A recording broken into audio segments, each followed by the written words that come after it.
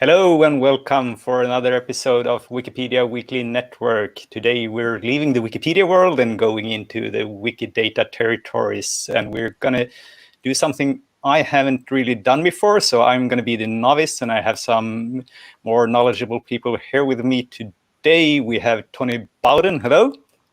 Hey. And we have Jose Emilio Labra Gayo. Hi. And what we're going to do today is the start of, I think this is going to be a mini-series, because when we were planning this, it turned out we have so much to tell and ask and think about, so we don't think everything will fit into like an episode that we can do in 1 hour or something like that. I think we will go on for about an hour today. And the topic we're going into is entity schemas and shaped expressions. And we're going to know soon a little bit more about that, but to also make this a little bit relatable, I guess, we're going to use a use case, and we're going to use the use case of Swedish parliamentarians today. And the reason we do that is because I've been working with that for a long time. We were doing Wikipedia editathons in 2010 before the election to trying to do that. And then when Wikidata came along, of course, we tried to model it there, and Tony has been a champion doing it over there. I think I applied for a mini grant in 2016 or 17 in this Every Politician project, which I guess you're sort of the founder of? Kind of, yes. And it was a project that we did with my society and got a large grant from the foundation to try to get people doing this across lots and lots of countries. Yeah, and it's one of the longer running and bigger wiki projects on Wikidata as well. Yes, I think so. Yeah, it's quite active, and we've got really good data across probably 30 or 40 countries by now. Yeah, and now for not that long, we have had entity schemas in Wikidata, and that is a way to help editors enter better data and also to validate better data, if I have understood it correctly. But that is soon going to be shown here by Jose, because Yes. you are an expert in this area, I hope. Yeah, I mean, I am a university associate professor in the University of Oviedo in Spain, and I am mostly a researcher. So I am a researcher. My domain is semantic web and RDF and all that. And I started working with validating RDF data, and then a natural application of that technology was to validate Wikidata. So that's how I came closer to Wikidata and started to collaborate with Wikidata. Yes.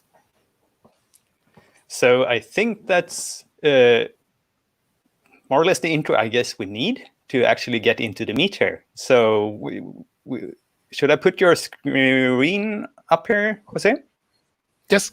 Yes. All right. Is it? So now it's showing here. Okay. Okay, so this is this is the introduction to entity schemas. Here, there are some people here that are also participating and collaborating in this presentation. So these are Andra, and Magnus, and Jan and Tony. They were helping with some ideas in this presentation. And so the idea is to talk a little bit about entity schemas. Entity schemas, they were introduced in Wikidata quite recently, a year or so ago. So some people still don't know about them, but I think they will be quite important. Once we have better tools for them, people will use more entity schemas, because the idea is that they help to increase the quality of the data. So that's something that everybody wants to have better data and with better quality. So that's the main goal of entity schemas. So they also have this new namespace, which is E and some number. So when you will recognize an entity schemas when you have a E and a number. And there are other popular namespaces in Wikidata, as probably you know, that like Qs, Ps, lexemes, senses, and maybe there are other that will be added later. So why they are useful? As I said, the idea that, of entity schemas that they are inspired on a language called shape expressions it was defined to describe schemas of sets of entities. And what is a set of entities? For example, here in this use case, it could be the Swedish politicians. So we could say, if we want to know which are the properties that we can use to define a Swedish politician, we could use an entity schema to declare those properties, and also not only the properties but also the values of those properties. For example, we can say that the birth date should have a value which is a date, and also we also can have some constraints on those values. So that's the idea of entity schemas, is to have a language which is easy to edit by people, by human, by editors, and also is machine processable. So the machines can check if those constraints are satisfied or not. So the idea is that we can also later validate if the entities conform to those schemas. And we can also, which is another application that I think is quite useful, is that we may want to filter entities that conform or not conform to some of those entity schemas. So maybe if you define, for example, the schema of a Swedish politician, maybe you want to filter if there is someone who is declared to be a Swedish politician but doesn't conform to that schema because he lacks whatever property, or some property is not well defined, or whatever. So that's something which is also interesting. Because, as I said, maybe it is not to say that some data is valid or not valid. I really don't like very much to say this data is not valid, because the data at the end is data, and it's very helpful. And if you, it's better to have some data that not have any data. But so the data is okay, but maybe it doesn't conform to some schema, and we can change that data later to conform to that schema, because then if it conforms to that schema, then it will be more interoperable with other schemas, with other data. For example, in the case of politicians, if they have some properties, for example, the birth date, and all of them use the same property for that, then we can do some statistics or whatever. Okay, so that's the idea. So at the end, the main goal of this is to improve the quality of the data. And I think most of the people agree that Wikidata is a very interesting project, but also not always the data that is in Wikidata has the best quality. And I think everybody agrees that we can improve the quality of that data, and that's the goal of this project. So as I said, the language that we can use to define these schema entities, or these entity schemas, is shape expressions. This language was not defined ex professo for Wikidata. It was defined by the semantic web community. It was defined for RDF, which is the language which is underneath, which is in the basis of semantic web. So it is a common language for RDF, but at the end, because the entities have a representation in RDF, RDF is a graph language, we can check if that representation conforms to this shape expression language. Okay, so that's the idea. And this is the same situation with Sparkle. Sparkle was also not defined to query Wikidata. It was a language defined to query RDF, but then it was possible to use Sparkle to query Wikidata, and the Wikidata query service is also based on Sparkle. And I think the main advantage of this is that we can reuse tools that have been done by the semantic web community also for Wikidata. So that's also very interesting. And as I said, the goal of the language was to be readable and easy to edit by humans, and also automatically processable. I have to say that because this is also something which is a difficult topic. If the people who are listening this think that a Sparkle or the Wikidata query service is very difficult, shape expression is more or less similar. So that's it is very similar. So if you think that the Spark, the Wikidata query service is easy, on the other hand, then shape expressions is also very easy. So that's, so at the end is the same, is more or less at the same level of difficulty. So I found that people who are used to work with Sparkle, they can switch and learn about the shape expressions very easily. So that's also an idea. And finally, I wanted to say that if you want to learn more, I wrote this book about validating RDF data. This is the link. There is also a web page for ShEx, for shape expressions. In this book, I have to say that you can buy the book, but also if you click on the link, there is a free version in HTML that you can read if you want. Okay, so I mean, you can buy the book if you want, but you can read the contents also in HTML. Okay, so let's go to an entity schema and to see what is an entity schema. So if you didn't see it before, this is an example, and this is the sample of an entity schema that is nowadays in Wikidata. So maybe we can even try to use this. I mean, I have the slides with some screen captures in case that everything fails, but we can try to do it live.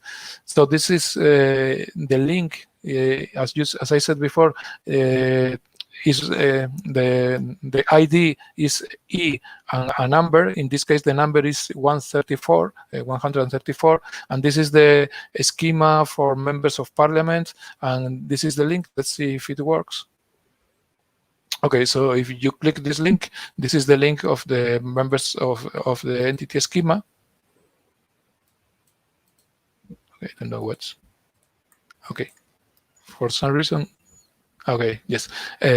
So this is the link here, and something that I will say later that the tools for entity schemas, I think, can be improved a little bit. For example, maybe you saw here that I have this syntax highlighting here. This is because there is an editor for shape expressions that, I mean, I can put the editor here is Yase. This is an editor that we are developing here, and in this editor, you can play with the editor. Let's do it. If you write this,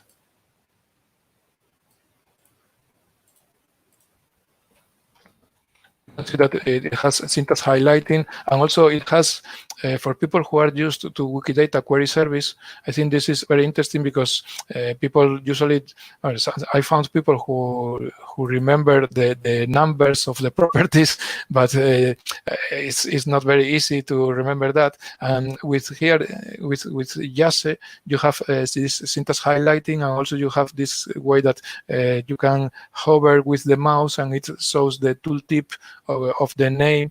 Also, if it has autocomplete, for example, if you do WDT, let's say, I don't remember what birth. I mean, you start writing, you click Control space, and then it has the suggestion of the different properties. So this is if you are used. I mean, if I assume that some people that are looking to this video, they have been using Wikidata query service.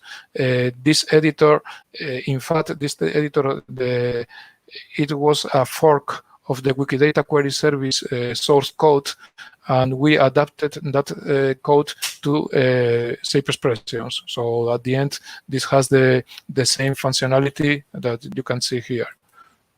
Okay, so let's close this. And here, as I was saying here, so this is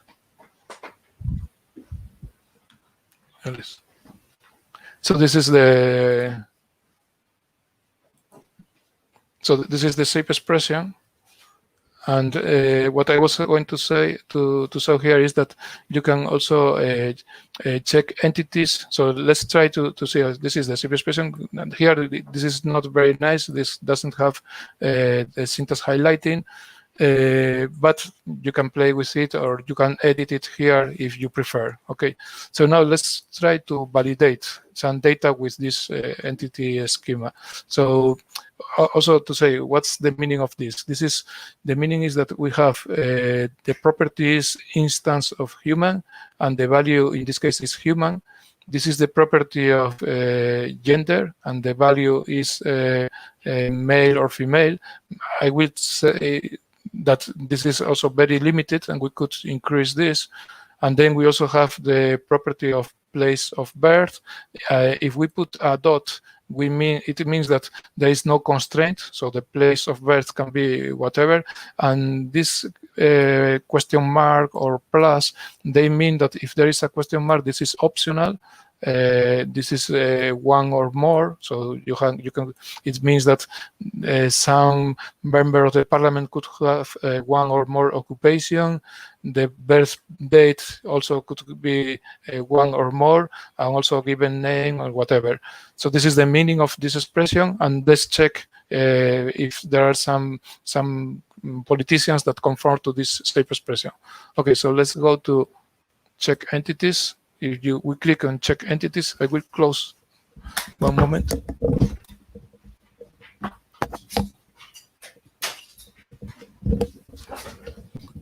Okay, so this is the validator. This is the validator that is in Wikidata. I have to say that there are other validators. I have another tool which is Wikishape.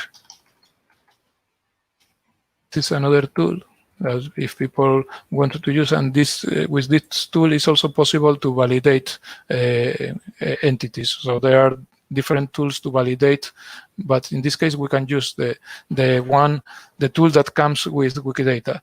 So here we have, this is the entity schema, as it's representing Swedish members of parliament, and the idea to check is that you can ask, you can do a Sparkle query. Let's copy this Sparkle query.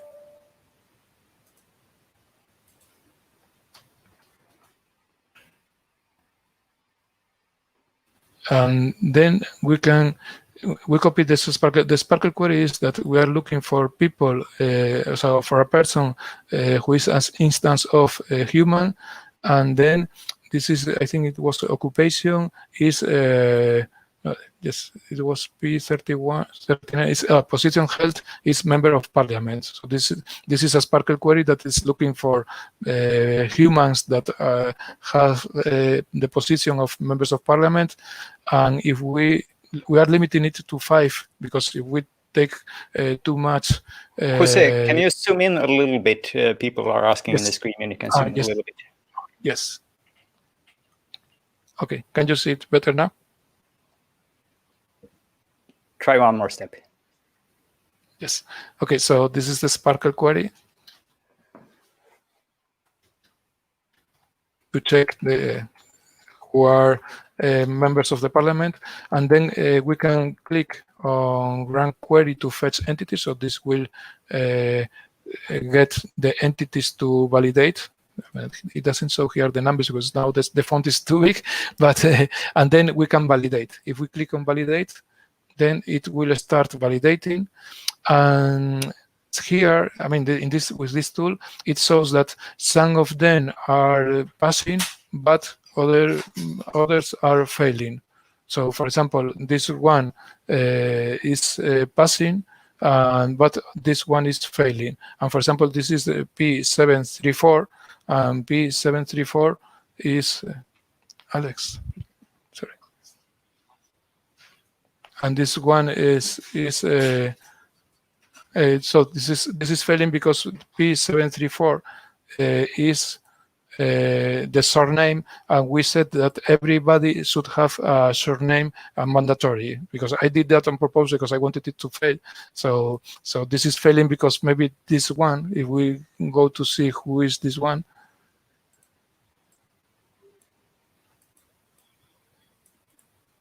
copy. We go to Wikidata.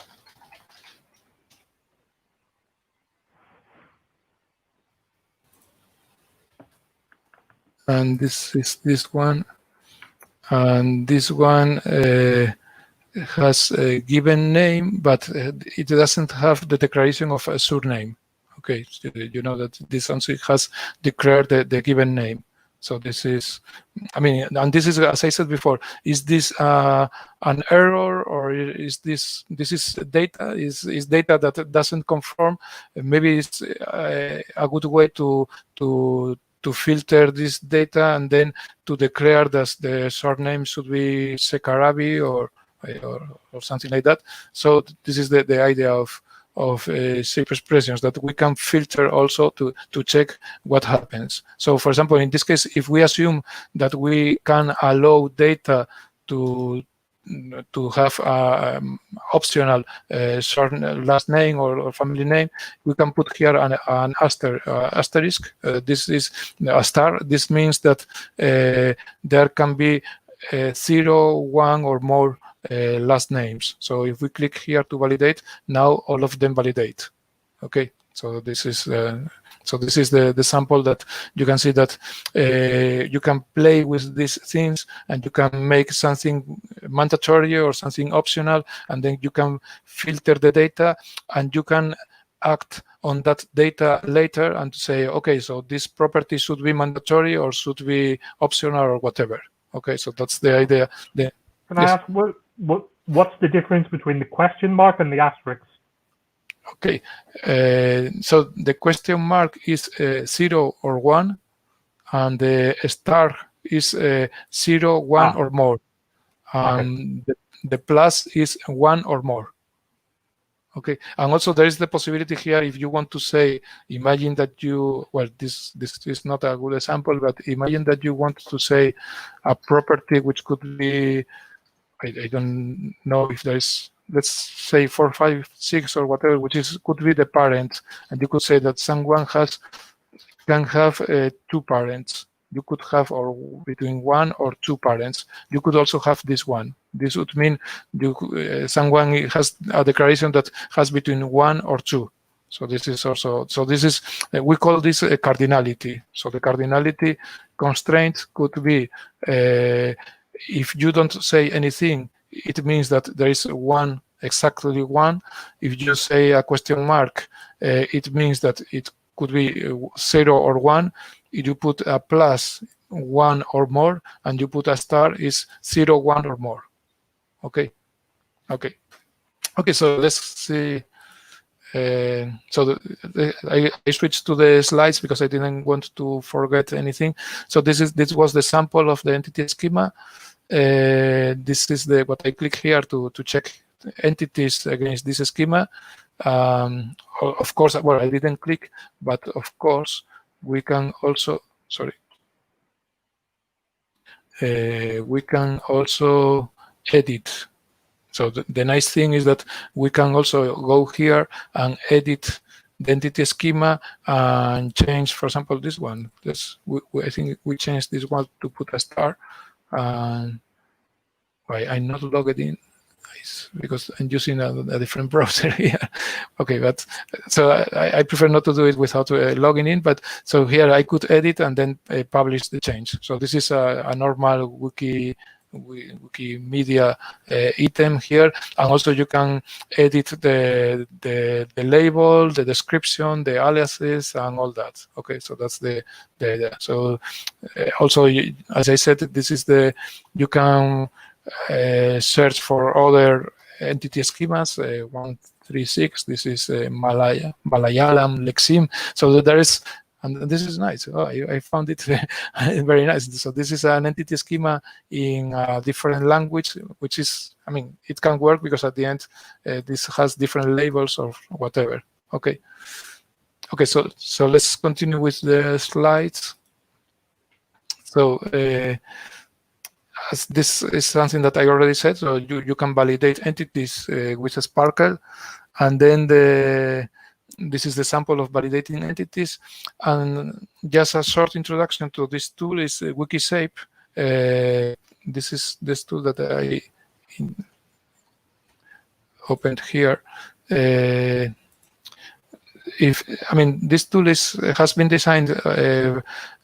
This has a sister tool, which is RDF Save, which is specialized for RDF. But WikiSave has options to validate and to solve things with shape expressions and with entity schemas. And I think I found it quite useful sometimes to validate, because, for example, if you want to obtain information about some entity, for example, let's check some of the entities that we were validating before. Or this one, for example, this entity.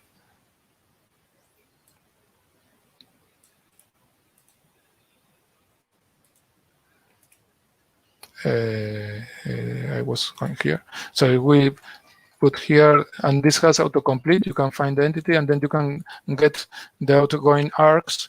And I found it useful because it's a good way to check which are the outgoing arcs and the values and how they are represented in Wikidata, because sometimes it is not very easy because if you are, the difference between this representation and this representation is that this one is interesting for humans, but if you want to say, for example, if you want to see what is the number of the sex of gender, you have to hover here to see that this is P21, and here you can just look that these are the numbers. So this is, I found it useful for not only for this, also because here with schemas you can click here, and then, for example, if you go for politician, it finds it was members of parliament, members here. If you start writing, it has autocomplete, and you can find what are the members of the Swedish Parliament, and then you obtain a schema information. This is the schema information that you can find here. And also something that I think is useful is to visualize an entity schema. So if you write member of parliament, in this case, this will be a very simple representation. But for longer representations, this is a UML-like diagram where you can find all the different relationships between the different values. So I found it useful to have this kind of representation of graphical representation of the schemas.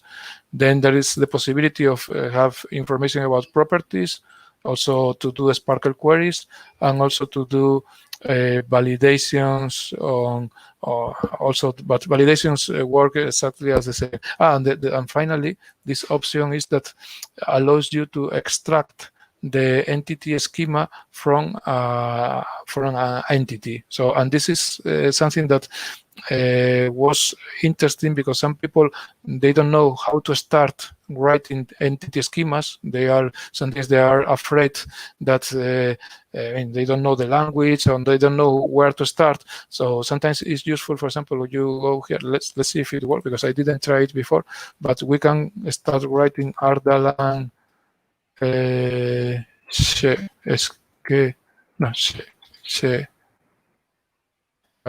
this one. And then we can extract the schema, and if it works, so this one will extract the shape expression. So what it does is takes an entity, an item, and it generates the shape expression. As it is done automatically, sometimes they are not very readable. They are have all the properties with the different values. But let's go to the shape. This is the shape.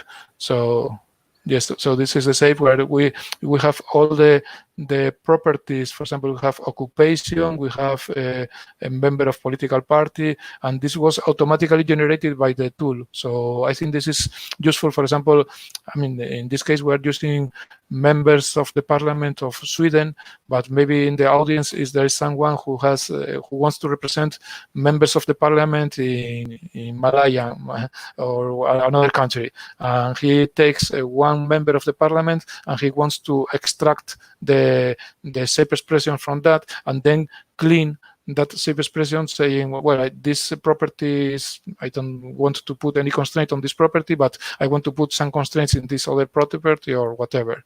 Okay, so that's another tool that we have in Wikishape, and I think that's all the tools. So just continuing with this presentation. So this is the this was a visualization of the shape of a hospital.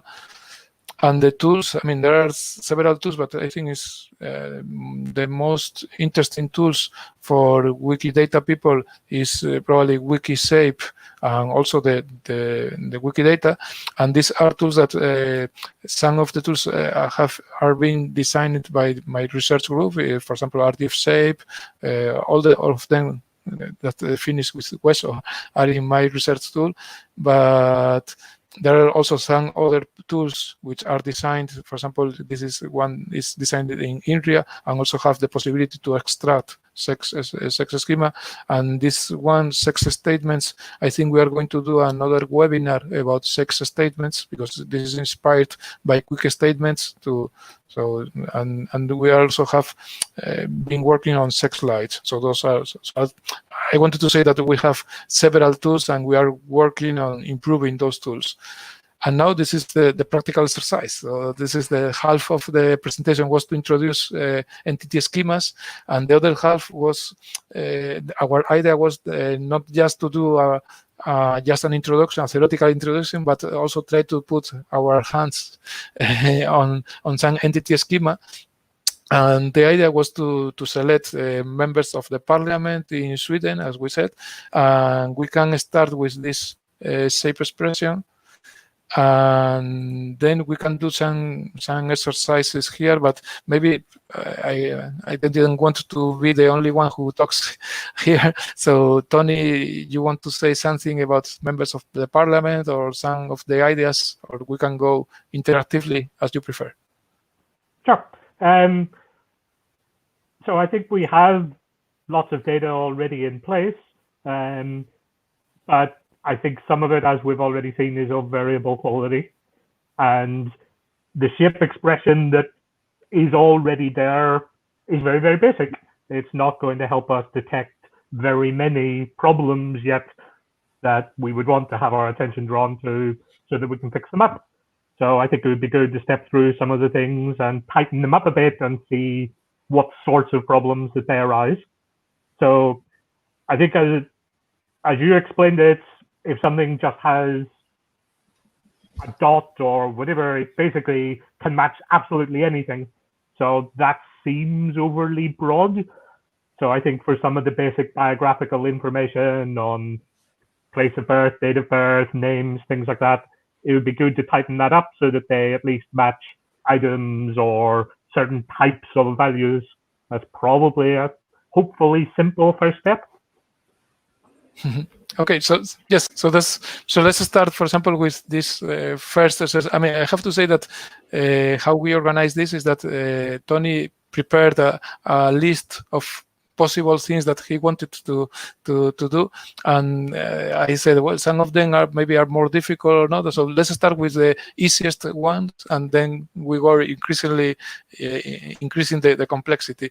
So the easy one, for example, was that the place of birth was very simple and given name, surname. So let's add some constraints. So we already did that, but let's do it again. If I found. Okay, so I have here. So I mean, as I said, there are several tools to work on this, and it depends. For this, we are doing it live. I think we are going to keep with this tool, which is the tool that comes with Wikidata. As I said, once you find the schema that you want, you can just edit it. If you want to create a new one from scratch, for example, imagine that you want to say, I mean, members of the parliament in Spain, for example, and there is no schema for that. There is a link there, but the trick that I usually do is I put a big number here, I put whatever here, and as there is no entity schema here, it has this link that says go to a special new entity schema to create a new one, and then you can create a new one. This is a very simple trick, but I mean I will just keep it. But this is a way to create a new one. There is also other way, but also this link is you can have the direct link here. Okay. Okay, so but let's keep with this one with E134. So we are not going to change as we already have one, and let's see what we can do here. So let's check. Well, for me, the best way to work with this is to check entities, because I found that some people did some entity schemas without checking entities, and then they are not well formed. So at the end, the entity schemas themselves are not valid. So that's also another problem. So I prefer to work with this. So in this case, I have so this maybe it's now too bigger. Okay. So now this is what we can do. Unless, for example, we have here place of birth, and we are saying that the place of birth is optional. For me, a way to start with this is, for example, to say, we are going to say that the place of birth is a place, for example. So the value is our birth. And then I will put constraints on place in a separate shape. So this is a trick that usually makes the shape expressions more readable, because you are not putting all of the constraints here inside there, and then you can also check if it works. Now we can check with these 5 members of the parliament. We didn't do anything fancy yet, so in principle this one should validate. Okay, but this is failing because I didn't save. Okay, maybe I can change. Okay, I will change my no. I will change to Google Chrome, because I have here my credentials in Google Chrome, so I can later save the changes. Okay, we are here, and we are going to validate.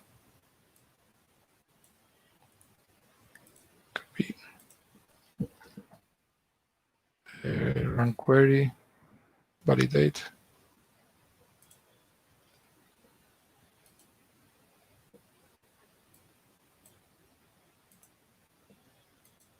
I'm not sure if it's working now.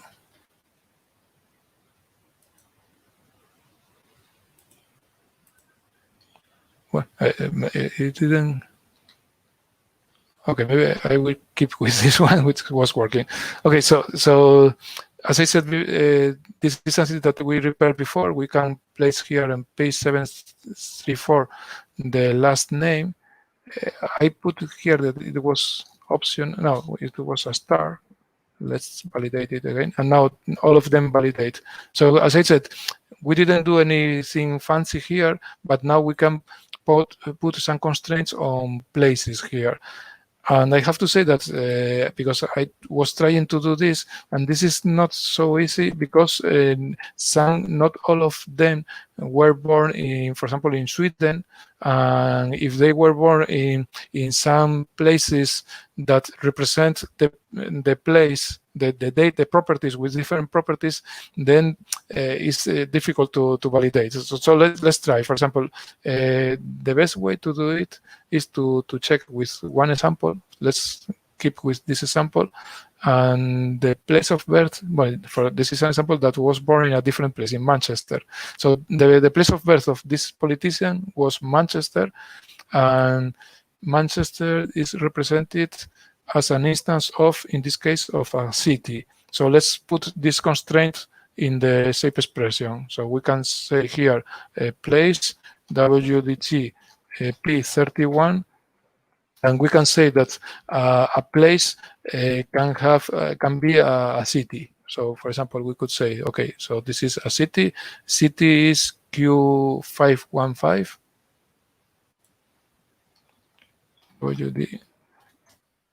Q515. And let's check if it works. And it's not working. And it's not working. I also have to say that the error messages is something that we should improve at this moment. I more or less understand them, but we need to work more on improving the error messages.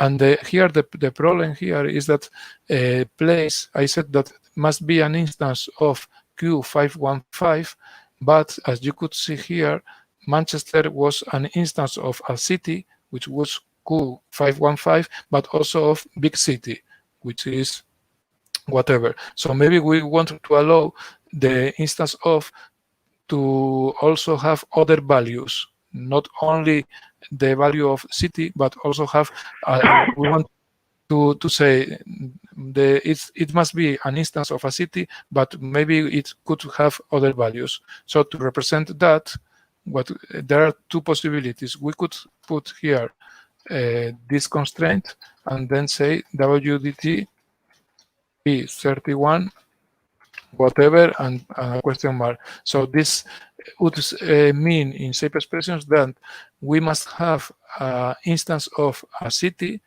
and we allow other instance of other values. Okay, but again, maybe, I mean, because not all of the politicians were born in a city. So maybe this is also not okay. So that's when the things start to be funny. So let's check now. For example, the first one validates, but this one, for example, doesn't conform, doesn't validate. Let's check what happens with this one. Wikidata.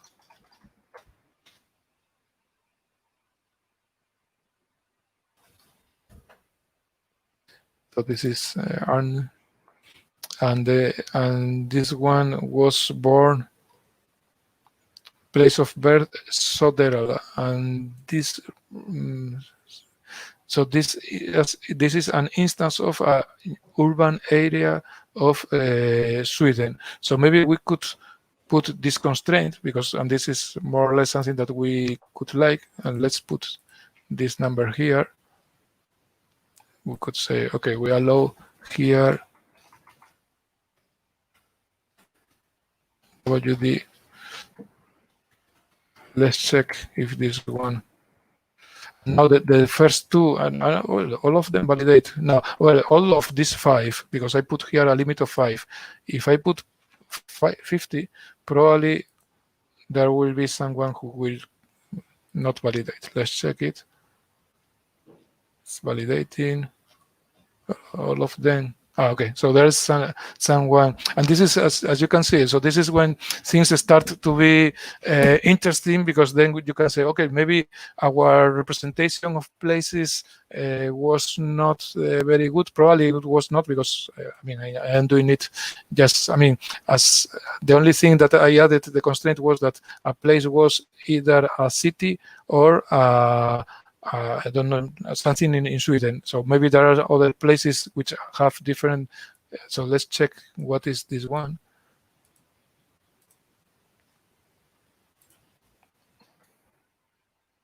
So this, where was this one born? Date, place of birth. So the place of birth here was where was it? Aha, it didn't even have a P31. It doesn't have a P31. Wow. So this is no label defined. It also, it only says that the country is Sweden. Wow. I didn't find it. Okay, so I mean, and as I said before, maybe is it wrong or not? Who knows? I can see from the site link beneath there that the Wikipedia article goes to an urban area in Sweden. So people are born in Spånga. That's correct.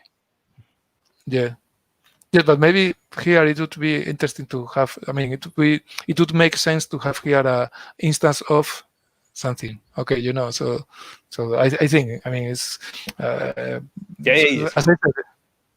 Yes, so this item should have something more, but it isn't the wrong item. Yes, Yeah, exactly. So for example, here, what we could do here, we could, I mean, we could leave the shape as it is now, or we could improve it, or we could say, for example, this is just to explore other possibilities. We could even say that a place could also have something. In this case, we allow also to have WDT country was P17,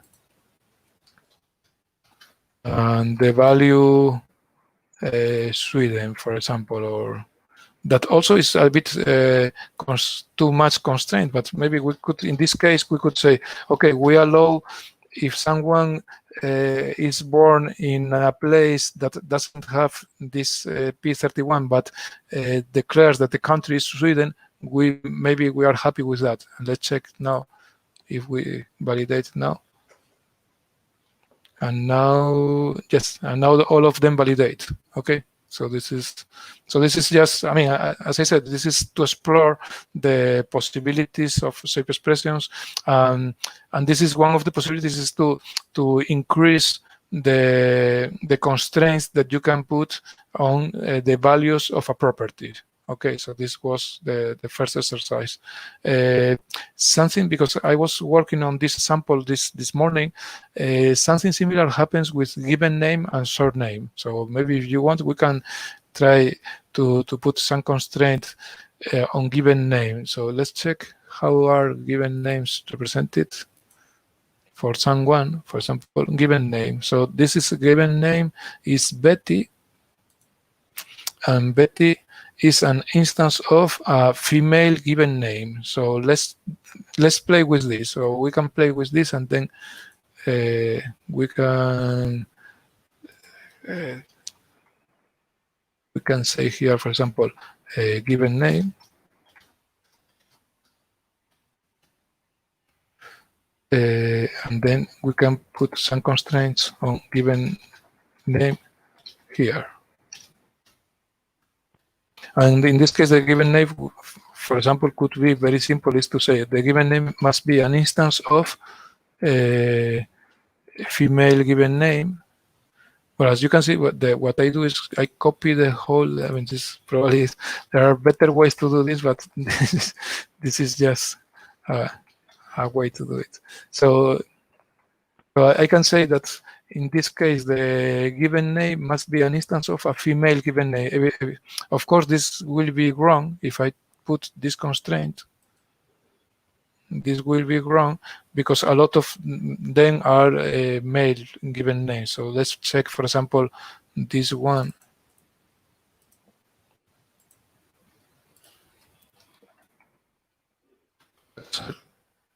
And probably the given name of Axel is of a male given name. This was obvious. And we can put this constraint here. We can say WD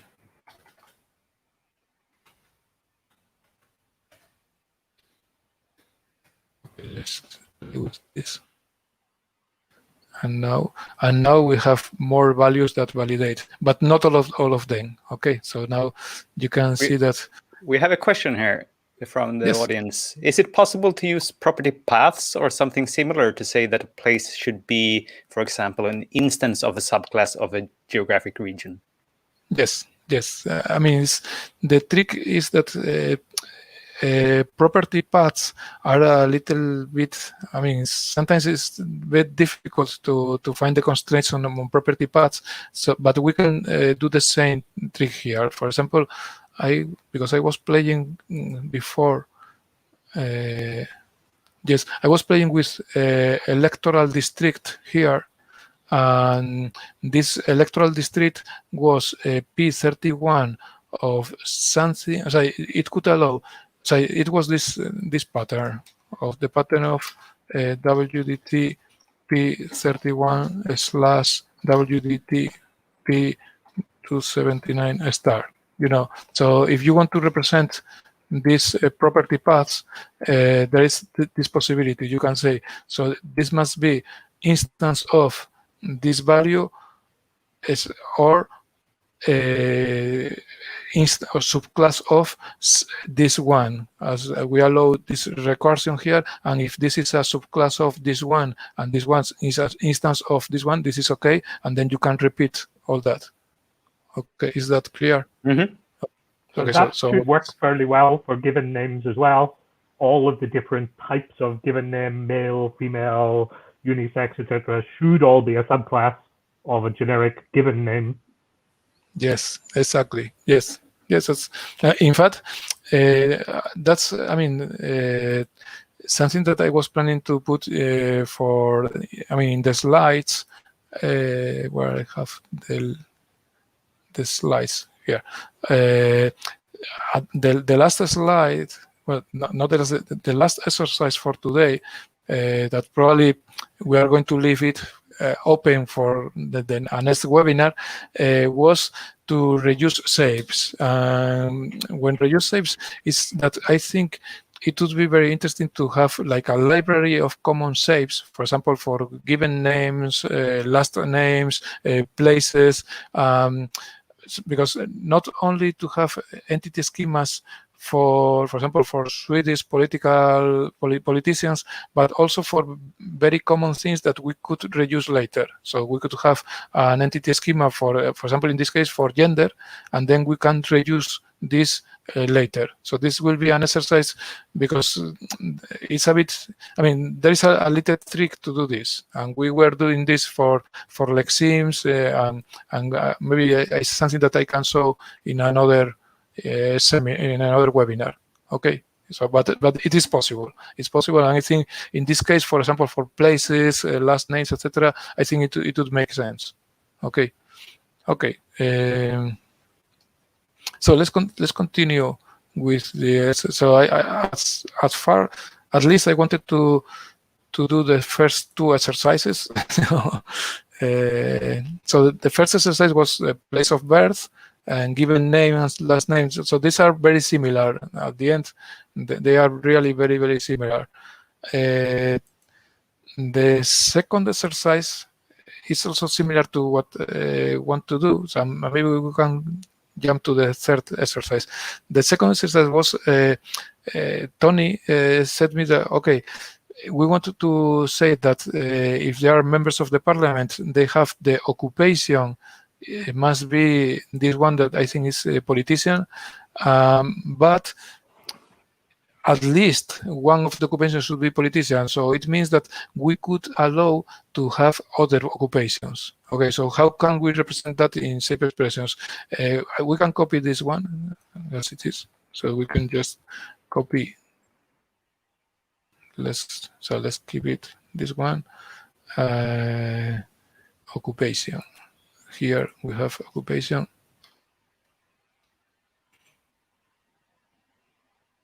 So this is occupation. But if we put this constraint alone, will mean that we only allow to have one value for occupation, which must be this one. So if we try to check this, we will see that there will be more values that fail. For example, this one, and probably the problem here is that this guy has more than one occupation. So let's check this. Or maybe also fails for the last. Let's check date of birth. Oh, yes. So the problem here is that occupation has two values, has a politician and trade unionist. So this conforms to this constraint, but maybe we want to allow other values. How to represent that in shape expressions? There are two ways to represent this. I mean, well, I already put one of the ways. So one way is to say WDT 106 dot star. So with this, it will mean that we allow other values of occupation apart from this one. So we allow this occupation and other values. So we can check this one, and probably the first one that was failing now passes. But sometimes there is another keyword that I wanted to introduce for this webinar, is that you want to say that the values of some property are in this set, but we also allow other values that must not be in this set. And for this, we have another keyword, which is extra. So extra WDT P106. This would mean that we the values occupation are represented in this constraint, and then we allow other values of occupation apart from the values that we defined here. So this is like a negation. So it means that we allow occupation to have this value, whatever this constraint could be, but we also allow other values apart from this. So this, in this case, probably this will validate the same as before, but okay. So this is there are like two ways which are almost similar to represent this possibility that at least one of the occupations is politician. Okay, so that was exercise 2. Okay, are there more questions? So what do you think? Should we jump to exercise 3 and talk a little bit about qualifiers? What do you think? How is? Yeah, let's try that and round off after that. Sorry? Yeah, let's try the qualifiers. Let's try the qualifier. Okay, so this was the exercise that I was planning to do it. So let's try with it. Okay, so the other question that Tony said was that maybe the thing that is important at the end is not only the statements, but also how you qualify those statements. For example, in the case of, for example, we chose this politician here, and this was the member of the Swedish Parliament, and she had this position, but this position was held at one start time and also an end time in this from this period of time, and then she obtained another, she was elected in another period of time. So it is not just that we have a plain declaration that the position held is member of the parliament, but also we may want to validate the values, so the qualifiers of this declaration. Okay, so that's very interesting, because the Wikidata data model, I think, especially for people who see it for the first time, is not very intuitive at the beginning. Then, I mean, you get used to it, but at first, it's a bit difficult to understand that there is a qualifiers here for this statement. So it is possible to represent this. The best way to check how this is represented is if you go, for example, in this case, this is the politician, and as I said before, we have this position held, which has a start time, end time. We also have this reference, but for today, I think we are not going to go into references. We could go to references also, but we also have these statements. So these are statements over these statements. This is called reification in the semantic web world. So let's see how we can validate the statements that have been done over these statements. So sometimes it's useful to know how this is represented in RDF, and this is the link I put here.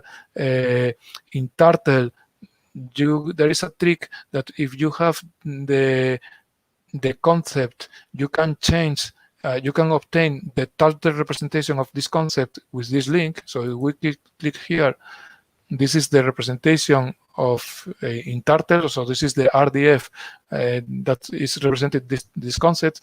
And in this case, what we are looking is the position held, which is P31. We can go to P31. This is the declaration. So the declaration is this politician has the property P31 with this value. this is a very strange value. I will explain that this value is like an intermediate value, and then this intermediate we can find where is this, is declared here, and this is the one, this node is the one that has the different values. So for example, it has the start time is 2006, the end time is 2010, the, I don't remember this, elected in, I think it was, so these are the different statements over this statement. So this is how it is represented. In the slides, I made a small drawing here to show how it is represented in the graph. So the idea in this case, we have this politician, which is Anne Charlotte Hamar Johnson, and the position held has a direct value, which means member of the Swedish Parliament. But as I said, there is also other values which are statements over this statement. So the other statements is are represented in a different namespace, which is called P. The direct one is WDT, and P is the statements which can have other qualifiers. And then from this one, we have the link to the real value, which is PS P39, and then the qualifiers, for example, PQ P580, which is 4 of November 2006, and the end time 4 October 2010. Okay, so now if we know that this is how Wikidata represents this information, these statements over statements, we can go and validate them. So let's validate, for example, that the start time and end time are, for example, dates. Okay, so let's try to do that. So we were working. No, it was not in this screen.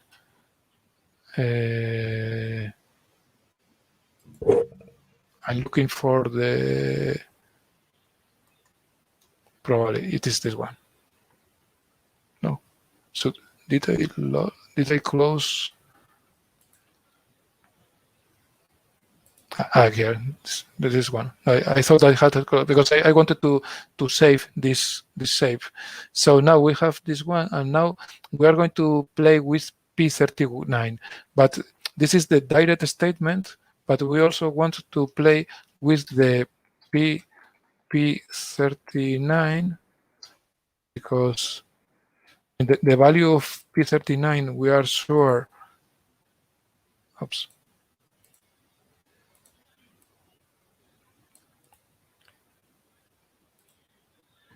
So now we can say that the value of P39 must be this one.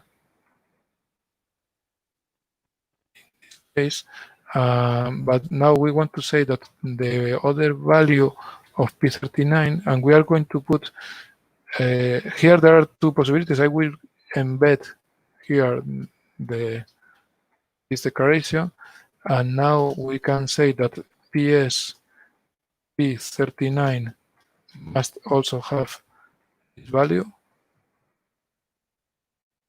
We will also allow plus.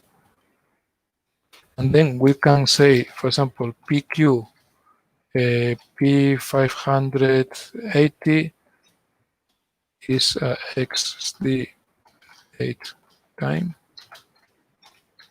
and PQ P582 was a date time.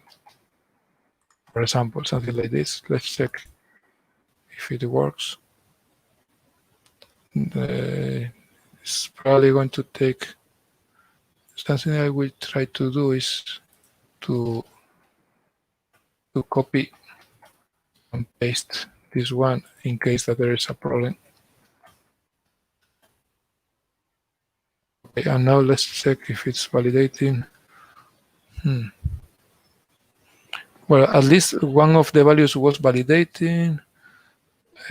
Some other values don't validate, but now that this is, as we were doing some constraints here, maybe it's easier to, because I usually try to play with the samples that I know that validate others, because otherwise the errors, you never know which are the errors. But let's play with, let's check this one. Copy.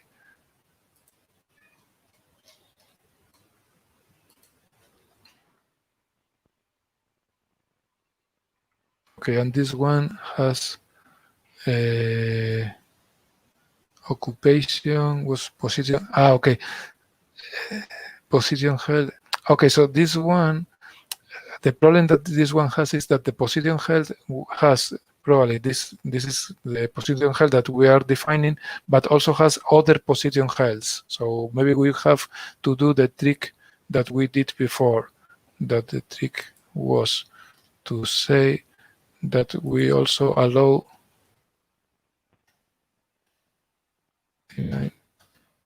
other positions. And also here 39. This is just to open to say that we allow other position helds. Okay, and now it validates again. Okay. And there is some problems, but maybe those are the problems that we had before. Okay, and now it validates. So this is the way that you can validate the shape of the statements that are qualifying a statement. Was that clear, or was? Yes. I think so. Yeah. It's enough to go and play with. Yeah. Yes. I mean, something I wanted to do. I will save this one. Of course, I wanted to say that for me, it's putting here the qualifiers. Maybe it's not the best, because then the shape is starting to be a little bit too much. And for example, I would put here the position held, for example. This is also possible to do. And I would put it here. Held, and then copy paste it here. So this is, I mean, at the end is the same as before, but I think it's cleaner in this way, because we have like the shape is here. It is more readable in this way. Okay, let's check if it works, and I can validate it, and I can put it in the. Yes, this is working. So the final step is that we can go to Wikidata.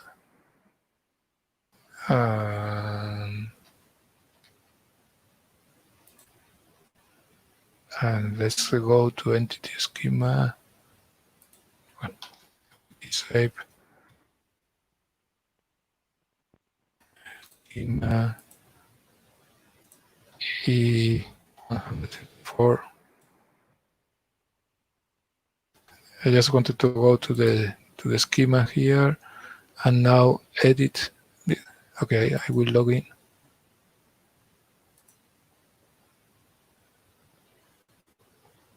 Okay, and now edit, and we can save it here. So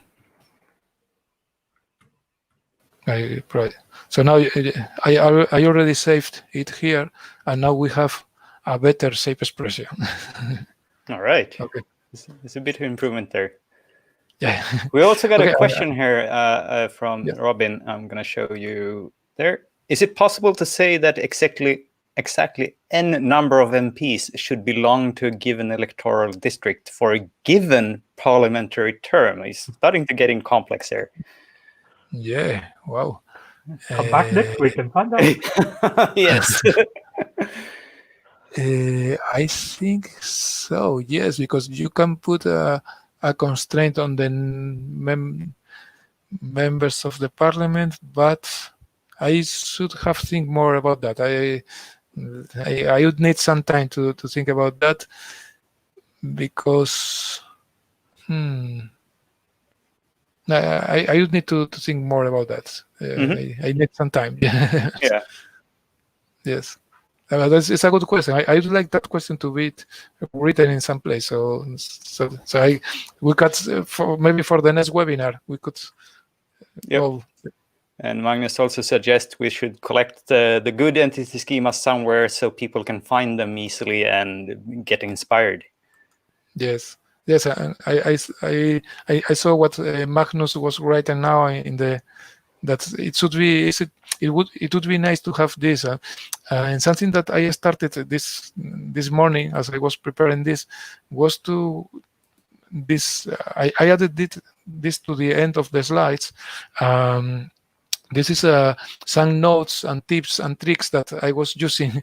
For example, how to link, for example, from entity schema, how to find an entity schema, to create an entity. This trick, which is a very dirty trick to create a new entity schema that you put a big number and all that. So this is a list of some tips and tricks that I was using maybe we can with this link I think everyone can edit this one, and something that is missing is a ShEx cheat sheet. So, and I really like to, if there is some volunteers that want to help to prepare some cheat sheet or some tutorial material on this, that would be very nice. So, right. With this, I think it's. I mean, the last slide, as I said, let me check. But yes, give us some teasers for the future. Yeah. So this was the exercise 3 that we were developing, and these 2 exercises. Maybe we can leave them for the next webinar on a continuation and also with other more complex constraints. This is where we could talk a little bit about conclusions, discussion, questions, and also this is the links that I was saying before. So that is a link to some tricks, some tips that I was collecting this morning. And also, if you want, we can just talk a little bit about some discussion on this. Yes.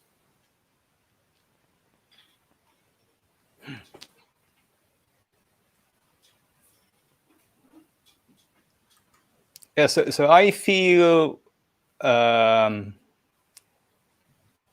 almost overwhelmed. It was a lot to take in, but I think I followed along. If I get to play with it in my own pace, I think I learned a lot today. What do you think, Tony? Yeah, exactly the same. Now I need to go and play with it all and test it out and try different things and realize how much I don't quite understand yet. Yeah, we'll come back with a new bag of questions. Yes, I mean, for me, it was very, very nice to find the use case of the Swedish members of parliament and the list of constraints, because some of them were a little bit challenging. It's like the one that was in the question before, that question about the exact number was a bit challenging. I need to think about that. So so I think it would be very helpful to continue with that. Yes. Good. Some ideas for the future. Let's see. Yeah, and I think that's probably all for now. Do you have any final thoughts, Tony? No. No, I think I'm like you. I'm a bit overwhelmed with it. Yeah. It all kind of makes sense, but I suspect when I come to actually do it, I'll realize that there's lots that I don't quite get yet. Yeah. Of course. And we might get some new ideas as well. Yeah. Yes. Maybe we should re-watching the video. Yeah. Yeah. Yes, it would be nice to have some channel for questions. That would be interesting also. Yes. Yep. Yes. Indeed. Where should we do that? I possibly there is an entity schema wiki project group on the wiki on Wikidata. I don't know if there's already some channels there. We should check that out before we start something new. I've asked some questions there, but no one's answered them. All right. Maybe we can kickstart it into life again. Possibly, yeah. Okay. All right. Thank you, Jose, for guiding us today. And we'll start planning the next session in this mini-series on entity schemas and shaped expressions. And see you all later. Okay. Okay, bye. Bye.